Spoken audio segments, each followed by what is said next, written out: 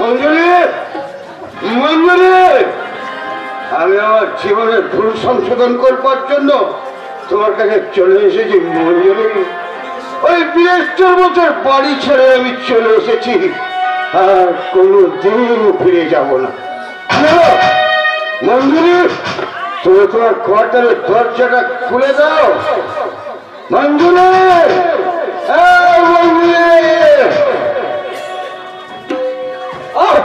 আপনি এমন করে চিৎকার করছেন কেন? কে আপনি?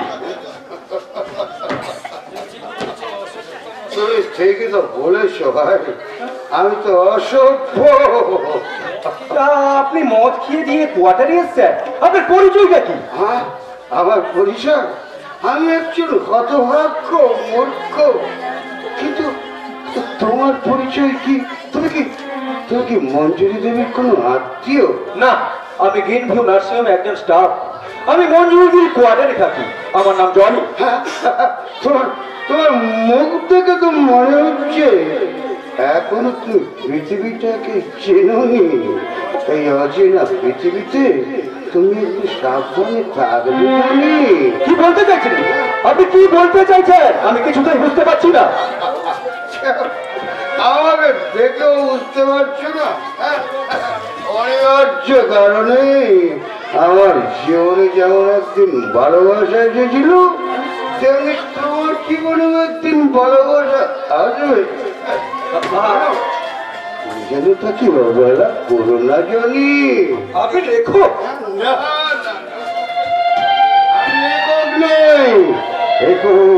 দেখা, তাই তো মঞ্জুরির সাথে দেখা করতে এলে। এখন তো মঞ্জুরির সঙ্গে দেখা হবে না। কেন? মঞ্জুরির বাবা আজ তো জেঠু গাড়ি থেকে নামতে গিয়ে পাটা মচকে গেছে, তাই মঞ্জুরি পায়ে ব্যান্ডেজ করছে। তুমি গিয়ে বলো তার সাথে একটা দিনহীন ভিখারি দেখা করতে এসেছে, একটা চিনির ভিক্ষা চাইতে, সেজন্য একবার এসে দেখা করে। আচ্ছা, আপনি এখানে বসুন, আমি ভেতরে গিয়ে মঞ্জুরিকে আপনার সব কথা বলছি। ঠিক আছে, আপনি এখানে বসুন। মঞ্জুরি যখন এসে দেখবে সেই দিনহীন ভিখারিটা অন্য কেউ নয়, আমি সেই আমি আজ মদ খেয়ে তার সাথে দেখা করতে এসেছি, সে বড় অবাক হয়ে যাবে। অবশ্য রাত যে দেখেছে লোডশেডিং এর অন্ধকার দেখে সে কি ভয় পায় করলেন বাবু? মঞ্জুরি, আগে না, আপনি আমাকে নাম ধরে ডাকবেন না, আমাকে সিস্টার বলে ডাকবেন। সিস্টার? হ্যাঁ, মনে রাখবেন আমি গ্রিন ভিউ নার্সিং হোমের সিনিয়র সিস্টার মিসেস মঞ্জুরি। হ্যাঁ, কি বলতে এসেছেন বলে তাড়াতাড়ি করে চলে যান। আমার বাবার পায়ে চোট লেগেছে, আমি আপনাকে বেশিক্ষণ সময় দিতে পারবো না। আমি কেন মদ খেয়ে এসেছি একবার জিজ্ঞাসা করলেন না তো? না, এখন ওই জিজ্ঞাসার উপর আমার আর কোনো ইচ্ছে নেই। তুমি তো একটা মহিলা, দেখে শুনে তাই মনে হচ্ছে বুঝি? তুমি এমন ছুঁড়ে কথা বলছো কেন? দূরের লোকের সঙ্গে তো ছুটে ছুটে কথা বলতে হয় বললেন বাবু। অথচ তুমি একদিন আমার গানের সুরে অবাক হয়ে আকাশের দিকে চেয়ে থাকতে। তখন আকাশ ছিল বর্ষা, এখন আকাশ জোড়া মেঘ, শুধু বর্ষা আর বর্ষা। তোমার কি সেদিনের কোনো স্মৃতির কথা মনে পড়ে না মঞ্জুরি? আচ্ছা, আপনি কি আমার সঙ্গে নতুন করে প্রেম করতে এসেছেন নাকি বলুন তো বললেন বাবু? না, তুমি আমাকে বাবু বলে ডেকো না মঞ্জু, বাবু বলে। কেন ডাকবো না? কিছুদিন আগে আপনি তো আমার বাবু হয়ে এসেছিলেন এখানে। সেদিন আমি ফোন করেছিলাম, আমি ভেবেছিলাম তুমি সত্যি অন্যকে বিয়ে করে তার সন্তানের মা হয়েছে। শুধু ডাক্তারবাবুর কাছে তোমার জীবনের কাহিনী শুনে আমার সেগুলো ভেঙে গেছে। ও, ভুল ভেঙে গেছে?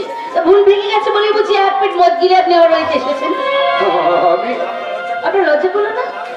নারায়ণ শিলাকে সাক্ষী রেখে যে মেয়েটাকে বিয়ে করেছেন সেই বিবাহিতা স্ত্রীকে ঠকিয়ে এক পেট মদ গিলে আমার কাছে আসতে? বলুন, কি দোষ করেছিল সেই হতভাগিনী অঙ্গনা? তাকে এইভাবে যন্ত্রণা দেওয়ার অধিকার আপনাকে কে দিয়েছে? শোনো মঞ্জু, শোনো, আমার বাবা। না, কাকা বাবুর নামে দোষ দেবেন না, কাকা বাবুর নামে একদম দোষ দেবেন না। আমি জানি তিনি দারিদ্রকে ঘৃণা করেন, সেই জন্য দরিদ্র একজন ঘরের ড্রাইভারের মেয়ে তার ছেলের বউ হোক, এটা কিন্তু মেনে নিতে পারেননি। তাছাড়া বংশ মর্যাদার ওপরেও তার বিরাট একটা যেন একটা দাবি ছিল, তাই সামাজিক মর্যাদাহীন সামান্য একটা ড্রাইভারের মেয়ে তার ছেলের বউ হবে, এটা তিনি কখনো মানতে পারেননি। তাতে ব্যক্তিগতভাবে আমি ক্ষতিগ্রস্ত হলেও বাস্তবিক তাকে আমি কখনো দোষ দিতে পারি না।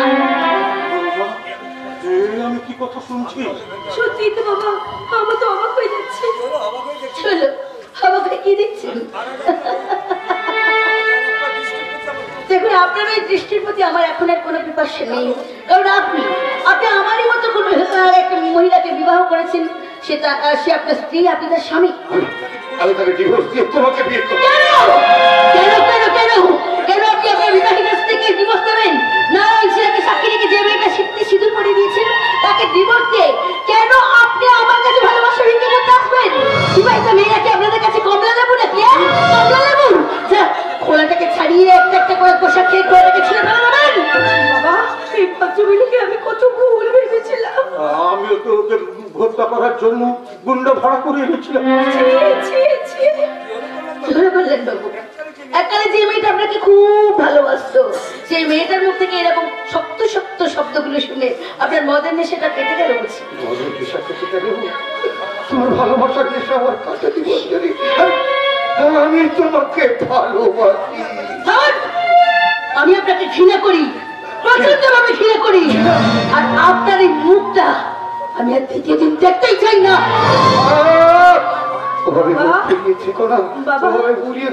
মঞ্জুরি, আমি তো ভদ্রমহিলাকে একবার ক্ষমা চাইতে যাবো। বাবা দাঁড়াও বৌমা, একটু অনেক থাকি, আমার জীবনের অল্পটা আরো একটু কষ্টে দাও। আমি ওর কাছ থেকে নারী জীবনে অনেক শিক্ষা নিতে চাই বাবা। মঞ্জুরি, আজ আমি আমার জীবনের হিসেব তোমাকে দিতে এসেছি। মঞ্জুরি, আপনার জীবনের হিসেব আপনি আপনার বিবাহিত স্ত্রীকে দেবেন, আমাকে নয়। তুমি কি তোমার ভালোবাসার হিসেব আমাকে দিতে চাও না?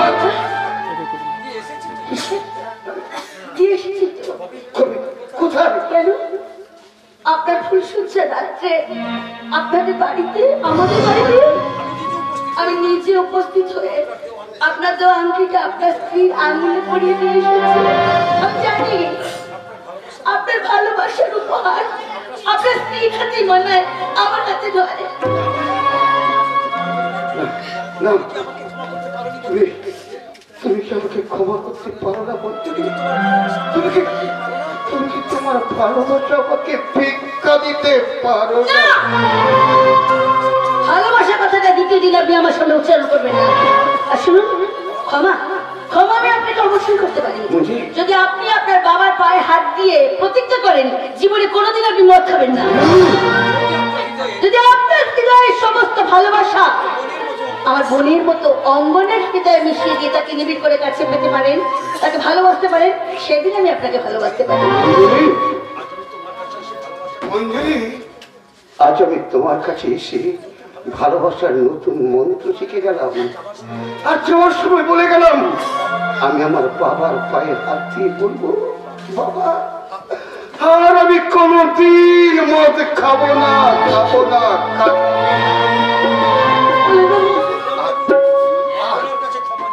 অঙ্গনার কাছে ক্ষমা চেয়ে নিয়ে বলবো, অঙ্গনা, আমি মঞ্জুরির হৃদয় থেকে এক মুঠো ভালোবাসার মাটি তুলে এনে তোমার ভালোবাসার মাটিতে মিশিয়ে দিলাম।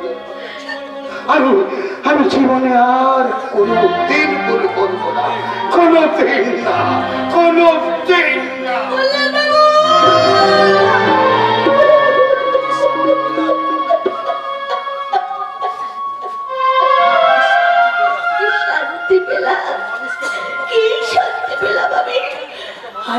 আমি অন্তত একটা মানুষকে তো অন্ধকার থেকে আলোতে ফিরাতে পেরেছি, আলোয় ফেরাতে পেরেছি। আমি গঙ্গাগুলোকে ফিরিয়ে দিতে চললাম। এই অবকাশে তুমি মঞ্জুরির কাছে গিয়ে ক্ষমা চেয়ে নাও বৌমা, ক্ষমা চেয়ে নাও। আপনি যাবেন না? বল লজ্জায় যাবো বলো তো বৌমা, কি করে মুখটা দেখাবো? অর্থ আমি জানতে তাকে ঘৃণা করার অপরাধে বীরেশ্বরের বসু মুখ দেখাবার ঠাই হয়ে গেছে, তাই তাই এই স্থানে ঠাই নাই, ঠাই নাই। কারা যেন বারান্দায় দাঁড়িয়ে কথা বলছে। তবে কি জনি আর ডাক্তার দাদা? না দিদি, আমি। কে? আরে আরে আরে, কল্যাণ বাবু স্ত্রী। এসো ভাই এসো। একটু আগে কিন্তু কল্যাণ বাবু এখানে এসেছিলেন, এক্ষুনি উনি এখান থেকে চলে গেলেন। আমি দেখেছি দিদি। এ মা, দেখেছো? তার সঙ্গে কিন্তু আমার অনেক কথা হয়েছে। এসব কথা আবার শুনে ফেলোনি তো? শুনেছি দিদি। শুনেছো? আমি দেখেছি এক অপূর্ব স্বর্গীয় প্রেম। দিদি দিদি, তোমার এই বুকের ভিতরে যে ভালোবাসার স্বর্গ লুকিয়ে আছে, আমাকে তার অর্ধেক ভাগ দেবে দিদি। আমাকে তুমি তার অর্ধেক ভাগ দেবে। অর্ধেকটা কেন রে হতভাগী? আমি তো সবটাই তোকে দিয়েছি। না দিদি, না, সবটা দিলে তোমার কি থাকবে বলো তো? যাদের মুখে যেমন কলঙ্ক আছে সেই রকম কলঙ্ক। না, ওটা কলঙ্ক নয় দিদি, ওটা তোমার ভালোবাসার অলংকার। ওরে হতভাগী, এই জন্যই তো সমস্ত মেয়েদের আমি ডেকে ডেকে বলি, এই যে আপনারা শুনছেন, ভালো করে মন দিয়ে শুনুন, আপনারা যেন কোনোদিন ভালোবাসার গায়ে হিংসার দুর্গন্ধ ছড়িয়ে দেবেন না। ভালোবাসাকে ভালো করে ভালোবাসতে শিখুন। আর তাদের কানে বলে আসুন, ভালোবাসা কিন্তু ভোগে নয়, ত্যাগে। আমি কি শুনলাম? এমন কথা তো আমি আগে কখনো শুনিনি। আমি জানি আমি নতুন পৃথিবী দেখলাম। তোকে একটা আসল জিনিস দেখাই দিবি অঙ্গলটা, কুমারীকালের সন্তান। দাঁড়া, এক্ষুনি আমি দেখাচ্ছি। দেবু, এই দেবু, দেবু, একবার এদিকে হাঁটো। আমি রাগের মাথায় দেবুকে বলেছিলাম কল্যাণের ছেলে, কিন্তু আজ আমার সে ভুল নিয়ে গেছে। তাহলে দেবুটা কার ছেলে? এই চকলেটটা খেতে তোমার খুব ভালো লাগবে না মা? এটা তোমায় কে দিয়েছে? জনি মামা। একটা আমি খাবো আর একটা তোমাকে খাইয়ে দেবো। আর একটা তুমি তোমার মায়ের না, ওই মাসির মতো ময়না মাসি। তুমি বুঝি আমার লাগা মাসি? হ্যাঁ বাবা, হ্যাঁ। তাহলে প্রথম চকলেটটা তোমাকে খাওয়াই দিই। কি করলি বাবা? তুই তোর মাকে না খাইয়ে আগে এই চকলেটটা আমাকে খাইয়ে দিলি। রক্তের কি আশ্চর্য প্রাণ! এতদিন সব জিনিস দেবো আমাকে আগে না খাইয়ে নিজে খেত না, আজ অনিবার্য কারণে কিংবা রক্তের টানে নিজের মায়ের মুখেই তুলে দিচ্ছে তার প্রথম চকলেট। তোমাকে দেখে যে আমার খুব মায়া লেগে গেছে লাগা মাসি। ওরে আমার লক্ষ্মী সোনা, তোর কথা শুনে আমার যে মুখটা জুড়িয়ে গেল রে বাবা, মুখটা জুড়িয়ে গেল। যাবে তো? উকিল মায়ের সঙ্গে দেখা হয়ে গেছে যে আজ আমার বাসাটা ওর কাছে একটা কাঠের বাসা। এই বাবা, একটু আমাকে ছাড়, তারা তোর মাকে একটা কথা জিজ্ঞাসা করে নি। আচ্ছা দিদি, হ্যাঁ? বলছি এখনো তো তোমার বিয়ে হয়নি, তাহলে দেবু কার ছেলে? পরে বলবো। ঠিক আছে ঠিক আছে, বলছিলাম দিদি একটা কথা বলবো। বলছি আমি দেবুকে কিছুক্ষণ আমার বাড়িতে নিয়ে যাব। হ্যাঁ, আমি গাড়ি নিয়ে এসেছি, নিয়ে যাব। বাড়িতে নিয়ে যাবি মানে? না, বলছিলাম কি ওকে দেখে না আমার ভীষণ ভীষণ আপন বলে মনে হচ্ছে, যেন মনে হচ্ছে আমার কত কালের চেনা। কিন্তু তুই তো ওর কাছে একদম অচেনা। কিন্তু কেন জানি না ওকে দেখে না আমার সে পড়া ছেলেটার কথা মনে পড়ে যাচ্ছে। এতটা ঠিক বড় হতো সে আমাকে মা মা বলে ডাকতো। বাবা বাবা, তারা আমি তোকে বাড়িতে নিয়ে গিয়ে না অনেক আদর করবো, জানিস তো। তার আগে তোর মায়ের কাছ থেকে আমি একটু পারমিশনটা নিয়ে নিই। ও দিদি, বলছি এখন তো 5টা বাজে, আমি তোমাকে ঠিক 8টার মধ্যে এই গাড়ি করে নিজে এসে দেবুকে পৌঁছে দিয়ে যাবো। ঠিক আছে ঠিক আছে ঠিক আছে। তুই দেবো তুই তো মায়ের না রাঙামাসির সঙ্গে তুই রাঙামাসির বাড়ি যা। আয় বাবা, কি মজা বাহ বাহ। আয় বাবা, আয়। দেখি সঙ্গ না, সাবধানে ওকে নিয়ে যাস। মনে রাখিস তুই ওর কাছে আছে না, ও তোর কাছে আছে না। চিনে নেব দিদি, আমি চিনে নেব। আমি তোমার ছেলে দেবুকে আমার মাতৃস্নেহ দিয়ে চিরকালের জন্য কিনে নেব। এটা তো নিবিড়ি হতভাগী, কিন্তু ওকে রাখবি কোথায়? ওকে রাখতে গেলে যে তোর থাকার জায়গাটা তোকে হারাতে হবে। কিন্তু আমি তো বাধা দিতে পারলাম না। দেবকে কিছুক্ষণের জন্য পাঠিয়ে দিয়ে আমার এরকম হচ্ছে কেন এরকম মনে হচ্ছে, কেন মনে হচ্ছে আমার কাছে সব হারিয়ে গেল। না না না, কিন্তু বাধা দিতে পারলাম না। কেমন করে বাধা দেবো, কেমন করে বাধা দেবো? মা তার ছেলেকে নিয়ে যেতে চাইছে, আমি কি বাধা দিতে পারি? কোনো কারণে যদি সমস্ত ব্যাপারটা সকলের কাছে জানাজানি হয়ে যায়। জানাজানি হয়ে যাওয়ার কোনো ব্যাপার নেই। আমি পুরো আটঘাট বেঁধেই তবে এসেছি। আটঘাট বেঁধে? আপনি আবার ঘাটে পা ফেললেন কেন? আমার স্বপ্নটাকে জীবন্ত করে তুলবো বলে। মানে মানিটা বুঝতে পারলি না? মানিটা হলো গিয়ে আমি তো এখনো বিয়ে করিনি, তাই ভাবছি তোমাকেই বিয়ে করে আমি আমার বিয়ের ব্যাপারটা চুকিয়ে ফেলবো।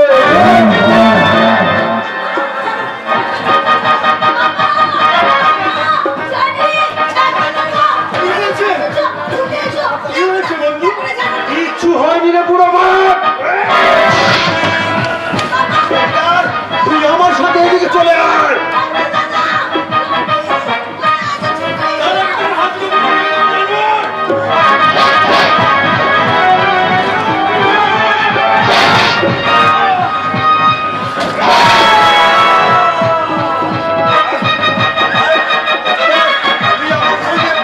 ঘরে চল।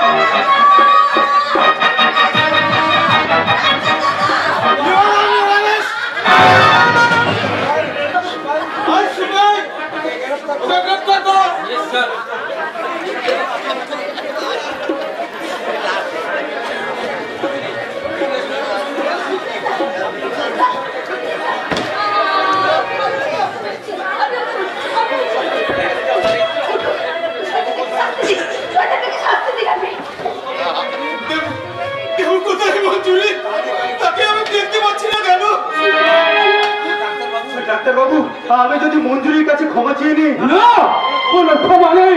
তোমাকে আমি এক্ষুনি নার্সিং হোম থেকে ডিসচার্জ করলাম। চিৎকার করবেন না, শুনে ওকে টানতে টানতে থানায় নিয়ে চলো।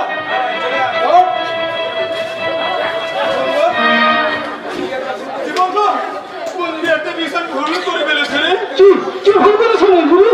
দেবুকে আমরা বাড়িতে পাঠিয়ে দিয়েছে। তোকে এক্ষুনি আমার গাড়ি নিয়ে গিয়ে দেবকে ফিরে আনতে হবে মঞ্জুরি। ঠিক আছে, আমি এক্ষুনি যাচ্ছি। আমি এক্ষুনি নিজের গাড়ি চালিয়ে আমি ওই বিয়ের সর্বশেষ বাড়িতে গিয়ে আমি আমার দেবুকে টেনে নিয়ে আসবো। দেবু, দেবু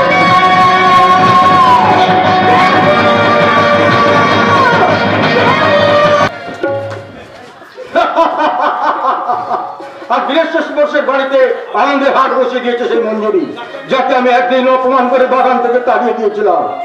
মঞ্জুরি যে এমন ভাবে আমাদের শিক্ষা দেবে আমি তা ভাবতেও পারিনি। তা ভাববে কি করে? এতদিন যে তুমি আভিজাত্যের অহংকারে টকবক করে ফুটছিলে। ফুল যখন ভেঙে গেছে তখন আর আফসোস করে লাভ নেই। তোমার আর বৌমার মুখে কল্যাণের প্রতি মঞ্জুরির ব্যবহারের কথা শুনে আমার কি মনে হচ্ছে জানো? মনে হচ্ছে এক্ষুনি ছুটে গিয়ে সেই দেবীর মতো মেয়েটাকে আদর করে বাড়িতে ডেকে নিয়ে আসি। কষ্ট করে যেতে হবে না, এলো বলে। বাবা মা, আপনি ওদিকে হাসছেন, ওদিকে দেবুকে না পেয়ে মঞ্জুরি জীবনে কান্না শুরু করে দিয়েছে। হ্যাঁ, বলছে নিজে ছিল বলে কথা ছিল, আজকে পরে ছিল তো, পরে ছেলেকে মানুষের দায়িত্ব কিন্তু অনেক বেশি। আচ্ছা, তোমার সাথে তো মঞ্জুরির অনেক কথা হয়েছে বাবা, দেখে বলেনি ছেলেটার আসল মা কে? না মা, আমি তো জিজ্ঞাসা করেছিলাম মঞ্জুরি দিকে, কিন্তু সে বললে বললে সে অনেক কথা, তোকে আমি পরে বলবো। তোমার কি মনে হয় বৌমা? আমার মনে হয় ওই দেবু নামের বাচ্চাটার মা এমনই অভাগী যে যে মঞ্জু দিদি তার কথাটা বলতে একটু অসুবিধে হচ্ছে। ওসব কথা থাক, এখন বলো দেবু কোথায় আছে? আপনার ছেলের কাছে। ছেলের কাছে?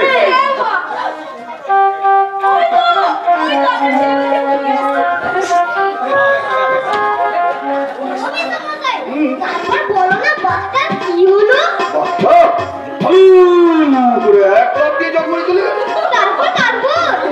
বাবা আমি আর তোর সাথে বলতে পারছি না, তারপরে কি হলো আমি আর জানি না। ওরা তো মাটি আমাকে মায়ের কাছে নিয়ে চলো না। কেন কেন দাদু ভাই, মায়ের কাছে যাওয়ার জন্য এত জোর ধরেছো কেন? তোমার এই রাঙা মাসে তো নিজের মায়ের মতো। দাদু ঠাকুমাটা কি বোকা? কেন ভাই কেন? তোমরা বুঝতে পারছো না আমার মায়ের যে আমার রাঙামাটিকে খুব ভালো লেগেছে, আর এই তখন থেকে রাঙামাটি আমার বুকে ধরে আদর করছে। করবেই তো দাদু ভাই, করবেই তো। তোমার রাঙা মাসের সঙ্গে কল্যাণে যদি ঠিক সময় বিয়ে হতো তাহলে আমাদের নিজেদের নাতির বয়স ঠিক তোমার মতো হতো। মা তোরা দুজনে বাচ্চাটাকে নিয়ে একটু আদর কর করলাম, আমি কে দেখি বিজয় শিবানীকে নিয়ে ফিরল কিনা। বাবা আপনি কি আজই শিবানীর সাথে বিজনের বিয়ের দিনটা ফাইনাল করবেন? হ্যাঁ কল্যাণ, দুজন দুজনকে যখন খুব ভালোবাসে তখন বিয়ের ব্যাপারটা আর আমি দেরি করতে চাই না। ধরো অনেক তো ভুল একবার করেছি, আর দ্বিতীয়বার ভুল করতে চাই না। তুমি বিজয়কে দেখেছো? না আমি ঠিক দেখিনি, তবে বাবা মা মঙ্গল এরা সবাই দেখেছি। জানো আমার মনে হয় ওদের মানে মিলন ভীষণ সুখে হবে। অনেকদিন পরে নতুন করে যেমন তোমার আমার সংসারের মিলন হয়েছে। তোমার সহ্য করবে না, কিছুটা দেবো রয়েছে। তাই দেবু কি করছিস? তুমি দেখতে পাচ্ছ না আমি বল খেলছি? তুমি কি খেলবে? বাবা না, আমরা একটা অন্য ব্যাপার নিয়ে আলোচনা করছি। তুমি খেলো, তুমি খেলো।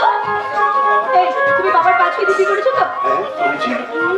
আচ্ছা বলছি যে আমি তো দেবকে দিতে যাবো, তুমি আমার সাথে মন্দিরকে নেমন্তন্ন করতে যাবে তো? যাবো যাবো করা, আর কারণ? কারণ কারণ মঞ্জুরির ভালোবাসা যে এখন তোমার বুকে, মঞ্জুরির হাসি যে এখন তোমার মুখে মুখে। আনন্দে আমার আমার নাচতে ইচ্ছে করছে, আজ আমার ভীষণ আনন্দ। রাঙামাটি এই বাবা আই দেখো আয় আমার কাছে আয়, আমার কাছে আয়। আরে বাবা তোকে না আমার কিছুতেই তোর মায়ের কাছে ফিরে দিতে ইচ্ছে করছে না রে দেবু। আমার যেন মধ্যে সারাক্ষণ আমি তোকে আমার বুকের মাঝে রাখি, তোকে আদরে আদরে একবারে পাগল করে দিই। বৌদি বৌদি, দেবুকে ছেড়ে দাও, আমি ওকে ওর মার কাছে ছেড়ে দিয়ে আসি। হ্যাঁ তার মানে দেবু দেরি হচ্ছে দেখে ওর মা আমাদের বাড়িতে আসছিল, কিন্তু চৌরা মাস রাস্তার মোড়ে গাড়িটা আটকে যায়। ও, তাহলে এখন কি হবে? আচ্ছা ঠিক আছে, আমি বলছি কি আমি বরঞ্চ নিজে গাড়িতে করে দেবকে পৌঁছে দিতে যাচ্ছি, তুমি বরং আমার সঙ্গে চলো। হ্যাঁ, চলো, চলো, চলো। তাড়াতাড়ি এসো বৌদি। কেন? তোমার এই নায়ক বিজয় বাবু বুঝি এসে গেছে? হ্যাঁ বৌদি, ওই ছাদের ঘরটাতে অপেক্ষা করছে। হ্যাঁ আমি কুড়ি এই মাত্র তোকে খেলাম, ও কেন যেন কি ভাবছে আকাশ পাতাল। বৌদি তাড়াতাড়ি চলে এসো। হ্যাঁ যাচ্ছি। শোনো ননদিনী, আমি এক্ষুনি দেবুকে দিয়ে আসছি, আর তারপর তোমার নায়ক ওই বিজয় বাবুকে আমি জিজ্ঞাসা করবো, এই যে মশাই ফুলসজ্জা রাতে আপনি চোরের মতো চুপি চুপি পালিয়ে গেছিলেন কেন? আপনি কি চোর? চোর তো, একদম চোর। প্রথম দেখায় বিজন আমার মনটাকে চুরি করে এনেছিল, আর তারপর তাকে ভালোবেসে একেবারে চোরের দায়ে ধরা পড়ে বাড়ির সবাইকে লুকিয়ে 30,000 টাকা দিয়ে আসতে আমি বাধ্য হয়েছিলাম। ইস, কয়েকদিন পরে তার সঙ্গে আবার বিয়ের পর সে শুধু আমার আর আমি শুধু তার। तुम बस आए यूं मुस्कुराए, तुमने न जाने क्या सपने दिखाए। तुम बस आए यूं मुस्कुराए, तुमने न जाने क्या सपने दिखाए। अब तो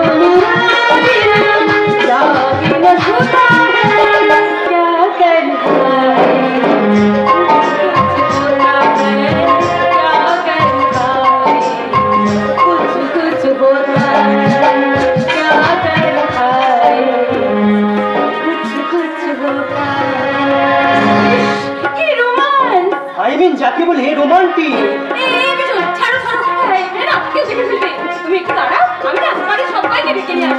আরো একটা কথা শুনে যাবো। বলো, তাড়াতাড়ি বলো। আজ আমাদের বিয়ের কথাটা ফাইনাল হয়ে যাওয়ার পর তুমি কিন্তু তোমার বাবাকে বলবে কি বলবো বিজান? একটা রেজিস্টার হবে তো, তাই তুমি আমাকে 1020 টাকা দেবে। শান্ত হও বাবা, আমাদের বিয়েটা হয়ে গেলে বাবা বলেছে তোমাকে বেশ কিছু টাকা দিয়ে দেবে। আর একটা কথা শোনো, বলো কুইক। এখানকার কাজ মিটে গেলে আজ কিন্তু আমরা হোটেলে যাব। বাড়ি ফিরবো কখন? আজ রাত্রে বাড়ি ফিরবো না। হ্যাঁ, আসো না।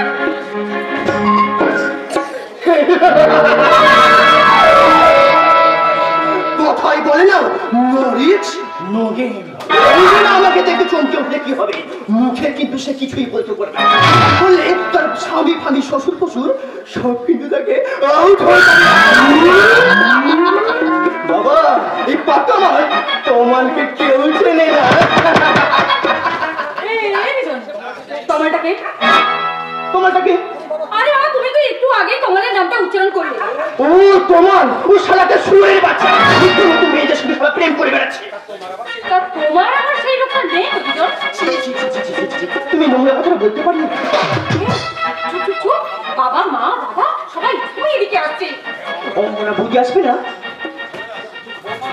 তোমার আসতে তো যেতে হবে বাবা বিজন।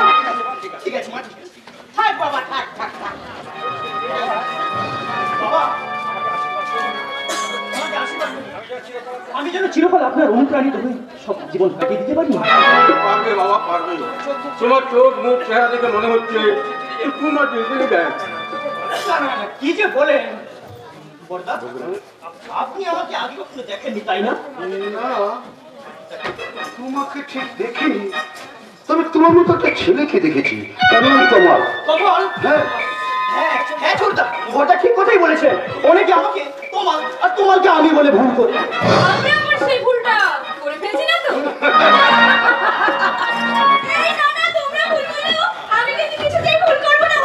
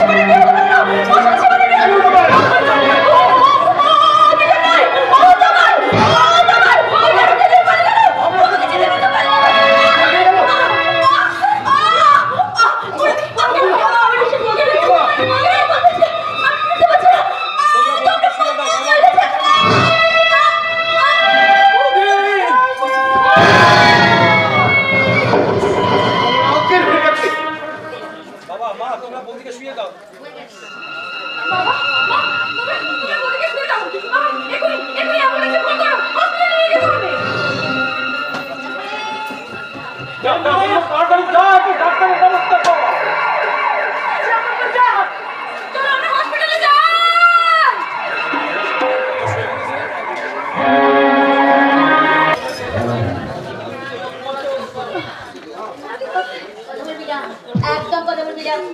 না না, কোনো কথা বলবি না। ডাক্তারবাবু তোকে কথা বলতে বারণ করেছে। একটু জল দাও না, একটু জল দাও না। আগে থেকে ভালো আছে কাকা?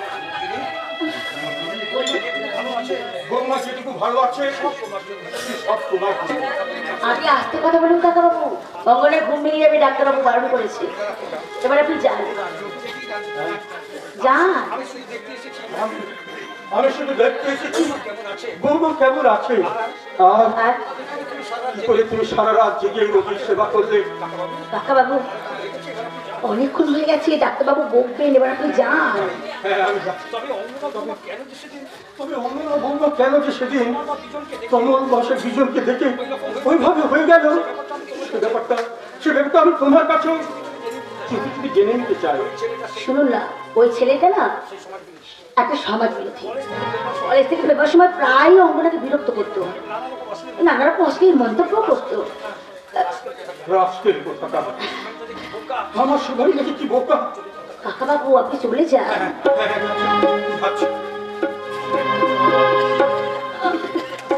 একটু জল দাও না দিদি, একটু জল দাও না, একটু জল দাও। হবে না, ডাক্তারবাবু বারণ করেছে। তুই শোন, আমার বলে মাথাটা ভালো করে ঘুমানোর চেষ্টা করতো, ঘুমানোর চেষ্টা কর। যতদিন না অঙ্গনা সুস্থ হয়ে উঠছে ততদিন কত মিথ্যে কথা যে আমাকে বলতে হবে কে জানে। তা আমার মুক্তি দিয়ে অঙ্গনের জীবনে সত্যটা ফিরে আসুক। মঞ্জুরি, আমি কি এক মিনিটের জন্য ভেতরে আসতে পারি? আমরা স্ত্রী কিন্তু ঘুমোচ্ছে। কিন্তু আমার স্ত্রী দিদি তো জেগে আছে। কথা বলবি না, একদম কথা বলবি না। চোখ বুঝো, চোখ বুঝো। আমি চুপ করি, তোমার বুকে মাথা রেখে। হ্যাঁ, কাল থেকে আজকে একটু ভালো আছে তো না? আমি কি করে বলবো? তুই দিদিকে জিজ্ঞাসা করো। অঙ্গনার বুকের যন্ত্রণাটা কালকে থেকে আজকে একটু কমেছে তো মঞ্জুরি? বলেন বাবু, পুরুষের ফুলের জন্য মেয়েদের বুকে যে যন্ত্রণা সৃষ্টি হয় সেই যন্ত্রণা সারতে একটু সময় লাগে বুঝি। বুকের মধ্যে জবাবটা পেলে তো? তা না হয় পেয়েছি, কিন্তু তোমাকে সেদিন আমরা সবাই মিলে জিজ্ঞাসা করেছিলাম কেন তুমি তমাল ওরফে বিজনকে দেখে অজ্ঞান হয়ে গেলে, সে কথার জবাব কিন্তু আমি এখনো পাইনি। দেখুন, ওর হয়ে জবাবটা আমি দিচ্ছি। দিদি না, কথা বলবি না, তুই ঘুমো ঘুমো। সেই লোকটা না একদিন আপনার চুরি করতে এসেছিল, চুরি করে ধরা পড়ে গেছে। কোন একটা চুরির সাথে প্রেম করেছিল? তাতে কি হয়েছে? ছেলেরা তো চুরি করে প্রেম করতে বেশি পছন্দ করে। কথা বলবি না, কথা বলবি না। বললেন বাবু অনেকক্ষণ হয়ে গেল, আপনার স্ত্রী সুস্থ হয়ে বাড়ি গেলে আপনি যত খুশি চুরি করে প্রেম করবেন। এখন যান, যান। তোমার সেবিকার রূপটা চুপ করে দেখে যায়।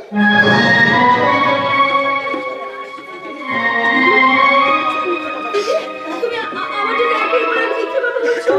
অথচ আমি সমস্ত সত্যটা চিনে রাখবো, তোমাকে মিথ্যে কথা সাজাবো না। আমি তোমাকে মিথ্যে বলতে পারবো না। তুমি অনেক মিথ্যে কথা বলেছো আমার জন্য। শোনো, যে কথাটা আমি ওদের কাউকে বলতে পারিনি, আমি তোমাকে বলছি। আমার কাছে চুপ কর। ওই কমাল আমার জীবনের প্রথম ভালোবাসার পুরুষ। ও আমাকে ঠকিয়েছে। আমি ওর সন্তানের মা হয়েছি। আমার সেই সন্তানকে তুলেছে।